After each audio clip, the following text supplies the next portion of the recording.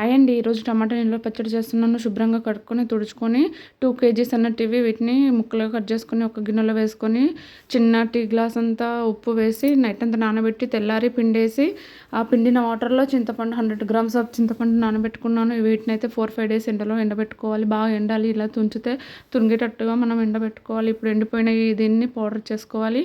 Fine powder లాగా చేసుకోవాలి. మంచిగా పౌడర్ అయిపోయిన తర్వాత ఇప్పుడు ఆవాలు, మెంతులు సేమ్ క్వాంటిటీలో తీసుకోవాలి. హాఫ్ని ఫ్రై చేయాలి, హాఫ్ అలాగే ఉంచాలి. 2-3 స్పూన్స్ జీలకర్ర, పచ్చి జీలకర్ర వేసుకుంటున్నాను. 4-5 ఇలాచీలు వేసి దీన్ని మంచిగా పౌడర్ లాగా చేసుకోవాలి. ఇప్పుడు వెల్లుల్లిపాయల్ని ఒక 200 గ్రామ్స్ వెల్లుల్లిపాయల్ని మనం పొట్టు తీసి పెట్టుకోవాలి. దీన్ని కూడా మిక్సీ పట్టుకోవాలి.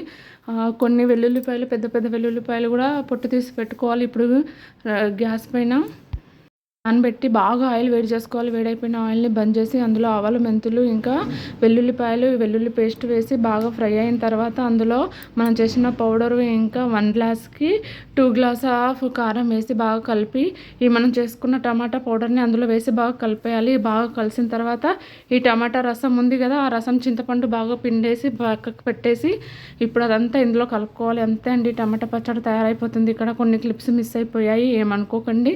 నేను చెప్పినట్టుగా చేయండి. ఇది సంవత్సరాలు నిల్వ ఉంటుంది. 2-3 ఇయర్స్ కూడా నిల్వ ఉంటుంది. మా పచ్చడి అయితే నేను 3 ఇయర్స్ కింద పెట్టిన పచ్చడి ఇంకా ఉందండి. ఇది మా అత్తమ్మ స్టైల్, చాలా బాగుందండి. నిజంగా టేస్ట్ వేడి అన్నంలో ఇది వేసుకొని తింటే చాలండి. అంతే, ఈ టేస్ట్ దేనికి రాదు.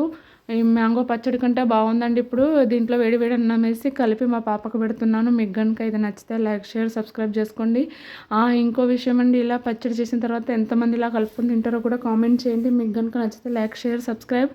ఇంకొక వీడియోలో కలుసుకుందాం. Bye bye.